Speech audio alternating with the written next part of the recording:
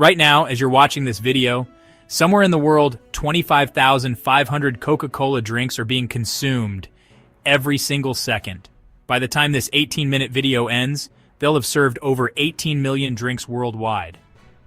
But here's what's absolutely mind-blowing. Coca-Cola doesn't actually make most of its drinks. And that's exactly why they can serve 2.2 billion servings daily across 200 countries without going bankrupt on shipping costs. Think about this for a second. If you had to ship 780 million liters of liquid around the world every single day, you'd need a massive cargo operation that would dwarf most countries' shipping capabilities. The logistics alone would crush any company. So how does Coca-Cola do it? The answer is so brilliantly simple that it's been copied by every major brand you can think of, yet most people have no clue how it actually works. Here's the secret. Coca-Cola doesn't ship drinks. It ships magic. Well, not actually magic, but something almost as mysterious. They ship concentrate. This thick, syrupy liquid that looks nothing like Coca-Cola is the real product. Everything else, the water, the bubbles, the bottles, that's all handled locally by over 225 independent bottling partners operating across 950-plus facilities worldwide.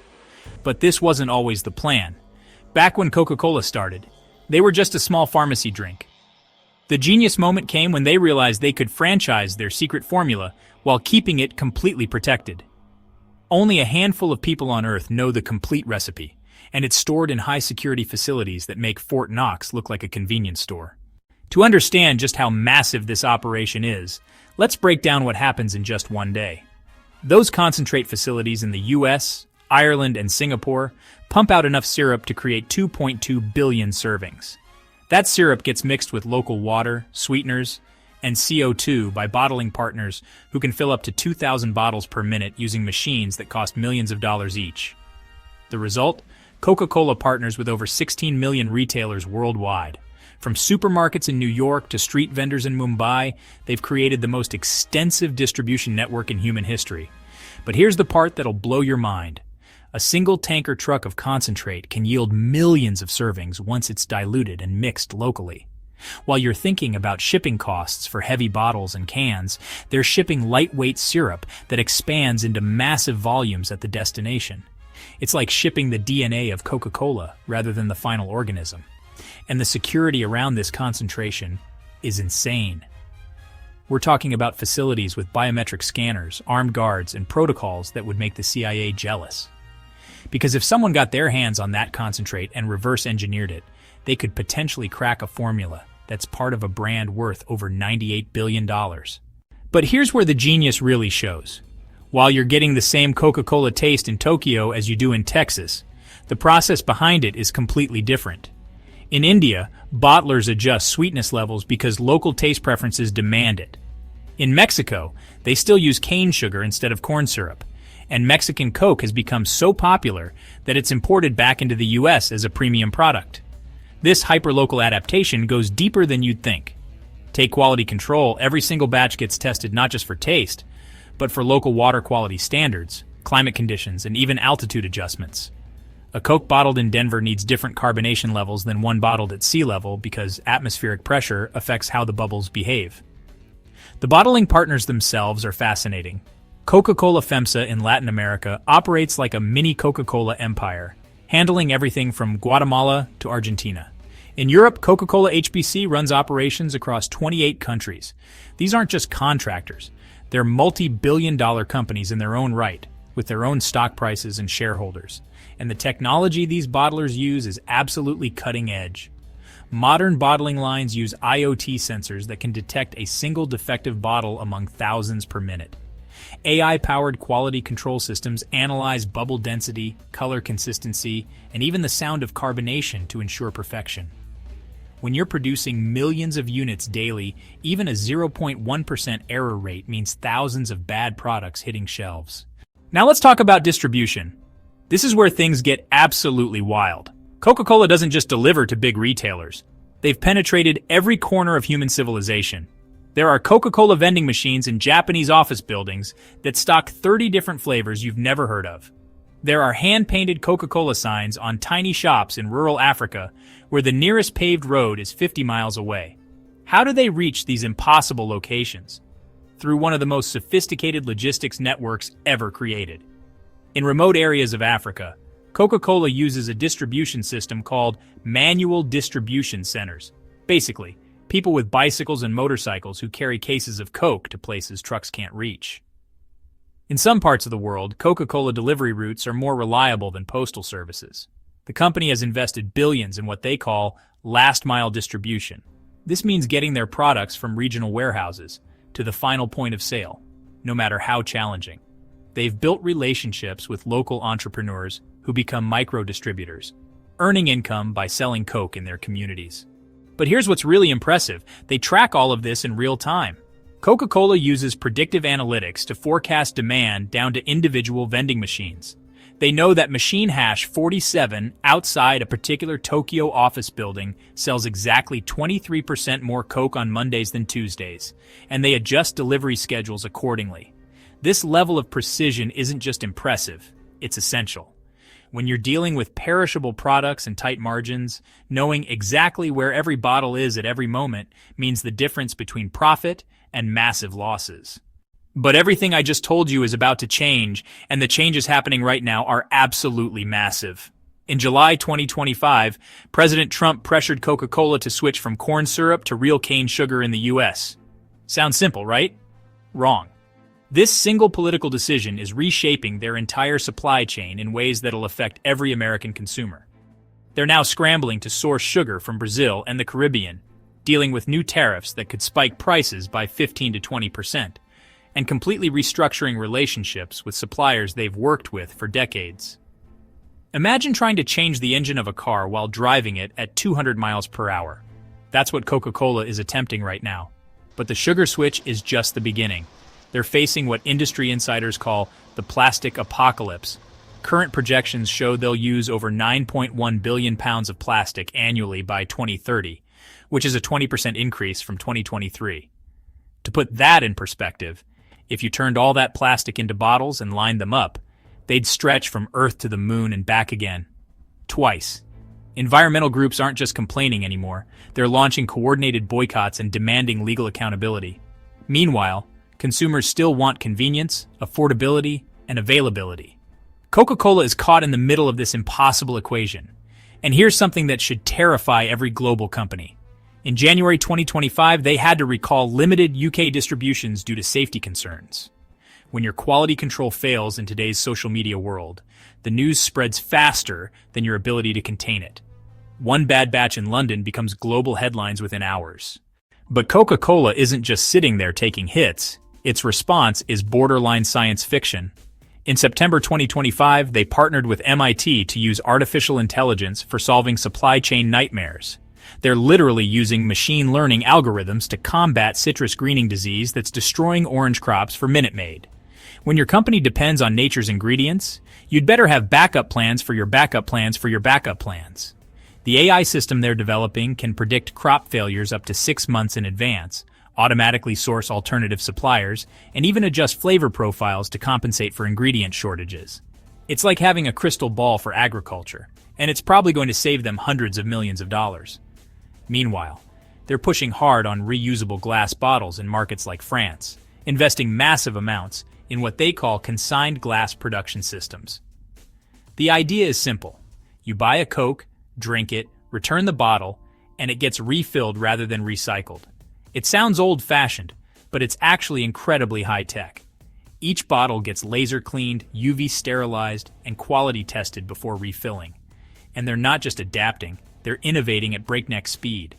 Over 500 new flavor varieties have been launched globally in the past few years. In Japan alone, they release a new flavor almost every month.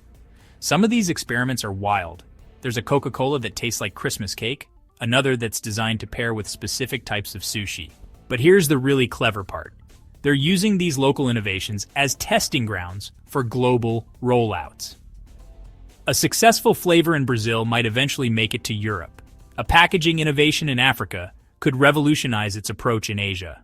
Now let's talk money, because the numbers behind this operation are absolutely staggering. Q2 2025 revenues hit $12.5 billion. which is up 1% year over year, which might not sound impressive until you realize that's an additional $125 million in quarterly revenue. Their brand value sits at $98 billion as of 2025, making Coca-Cola more valuable than the entire GDP of most countries. But here's where it gets personal for you. They've raised prices significantly in North America, with cumulative increases hitting around 11% over the past year. Every challenge in their supply chain, every tariff on sugar imports, every environmental regulation compliance cost, it all flowed directly to your wallet. That $2 Coke you bought last year, it's $2.22 now, and it's going higher. The bottling partners are feeling the squeeze too. Coca-Cola FEMSA reported margin pressures across Latin America, while operations in South Africa are actually scaling back production due to rising costs and changing consumer preferences. When local economies struggle, Coca-Cola feels it immediately. They're like a real-time economic indicator for global purchasing power. What's fascinating is how they're managing profitability during these challenges. They're using dynamic pricing algorithms that adjust costs based on local economic conditions, competitor pricing, and even weather patterns. A Coke in Mumbai might cost a different percentage of local income than a Coke in Munich, but both are priced to maximize volume while maintaining profit margins. And the franchise model is proving its worth during these tough times. When a corporation has to deal with political pressure and environmental regulations, the bottling partners handle local execution and absorb some of the operational risks. It's risk distribution on a global scale. But Coca-Cola isn't operating in a vacuum. They're under attack from every direction, and some of these battles are getting brutal. In India, Reliance's Campa Cola is waging an all-out war, forcing Coca-Cola to cut prices and accept stock shortages just to maintain market share. When a local competitor with deep pockets and government connections decides to take you on, even being Coca-Cola isn't enough. In the US, they're facing a different kind of pressure. Health-conscious consumers are abandoning sugary drinks entirely. The rise of sparkling water, energy drinks, and functional beverages is eating into traditional soda sales. Coca-Cola's response? They're quietly becoming a beverage conglomerate rather than just a soda company. They own everything from Minute Maid and Simply Orange to Costa Coffee and Smart Water. But even this diversification strategy has challenges. Rumors surfaced in September 2025 about potentially selling Costa Coffee for around $23 billion, which they acquired in 2019 for $5.1 billion. If they do sell at that price, it'll represent a massive loss and signal that even Coca-Cola can't master every beverage category. The competitive landscape is also shifting geographically. In California and Nevada, partnerships with Keurig Dr. Pepper were dissolved in July 2025 following a regulatory ruling, forcing Coca-Cola to rebuild distribution networks from scratch. Imagine having to find new ways to deliver products to millions of customers while your competitors are actively trying to steal your shelf space. But perhaps the most interesting competition comes from an unexpected source: governments. Several countries are implementing sugar taxes, plastic bottle fees, and advertising restrictions that specifically target companies like Coca-Cola. They're not just competing with other brands anymore, they're competing with public policy. What's happening to Coca-Cola right now is a preview of what's coming for every global brand, and the implications are massive. Supply chain disruptions, political pressure, environmental accountability, and changing consumer preferences aren't just Coca-Cola problems. They're the blueprint for 21st century business challenges. The companies that figure out how to maintain global scale while adapting to local pressures will survive and thrive. Those that don't will become case studies in business schools about how even the most powerful brands can fall when they can't adapt fast enough. But here's what makes Coca-Cola's story so compelling. They're not just adapting, they're pioneering solutions that other companies will copy. Their AI-powered supply chain management, their localized sustainability initiatives, and their dynamic pricing algorithms, these innovations are being watched and studied by every major corporation on Earth. The franchise model that seemed old-fashioned is proving to be incredibly resilient in a chaotic world. When global supply chains break down, having local partners who understand regional challenges becomes invaluable. When political winds shift, having local ownership structures provides protection that purely corporate operations can't match. But here's a question I need you to answer in the comments. And I'm genuinely curious about this because it's been bothering me for weeks. If Coca-Cola can coordinate 1.9 billion drinks daily across 200 countries, why can't governments coordinate basic services like healthcare or infrastructure with the same efficiency? Is it because the profit motive drives innovation better than public service? Or is there something fundamentally different about selling drinks versus governing people? Drop your thoughts below because I'm reading every single comment on this one. Drop your thoughts below because I'm reading every single comment on this one. This isn't really a story about soft drinks. It's a story about globalization itself. Coca-Cola represents the promise and the problems of connecting every human being on the planet through commerce. The fact that you can buy the same drink in Times Square in a remote village in Kenya is either a triumph of human ingenuity or a symbol of cultural homogenization, depending on your perspective. What's undeniable is that this system works, at least for now. 2.2 billion servings daily, 200 countries, 16 million retail partners. These aren't just business metrics. They're a testament to human organizational capability. We built a system that can deliver a consistent experience to almost every person on Earth. And we did it with sugar water and marketing. But the cracks are showing. Climate change threatens the agricultural inputs they depend on. Political nationalism challenges their global integration model. Environmental consciousness questions their fundamental business practices. The next decade will determine whether companies like Coca-Cola can evolve fast enough to survive in a world that's simultaneously more connected and more fragmented than ever before. But before we finish, I need to share something that I discovered while researching this video, something that Coca-Cola definitely doesn't want you to know. Remember how I mentioned that only a handful of people know the complete recipe? Well, the reality might be more complex than the marketing myth suggests. While the exact ratios remain secret, and the vault in Atlanta is real, modern concentrate production is largely automated with computer-controlled mixing systems. Food scientists have identified most of the basic ingredients: sugar, caffeine, vanilla, citrus oils, and caramel coloring. But it's the precise mathematical ratios and processing methods that create the magic. The secret isn't mystical ancient wisdom. It's sophisticated food chemistry protected by layers of corporate security and legal agreements that make the formula genuinely difficult to replicate at scale. Type, "serve me" in the comment if you made it this far. The next time you grab a Coke, remember, you're not just buying a drink. You're participating in one of the most complex logistics operations ever created, a real-time experiment in global capitalism, and a masterclass in how mathematical precision can be disguised as ancient mystery. And listen, if this deep dive into global supply chains and corporate engineering blew your mind, you need to subscribe right now because this is exactly the kind of content I create every single week. I'm referring to the hidden systems that govern our world, the billion-dollar strategies that often go unnoticed, and the mind-bending logistics that make modern life possible. Hit that subscribe button and ring the notification bell because my next video reveals how Amazon delivers packages before you even order them. And I promise you, once you understand how these prediction algorithms work, you'll never look at your shopping habits the same way again. Don't miss it. Subscribe now and become part of a community that sees the world differently.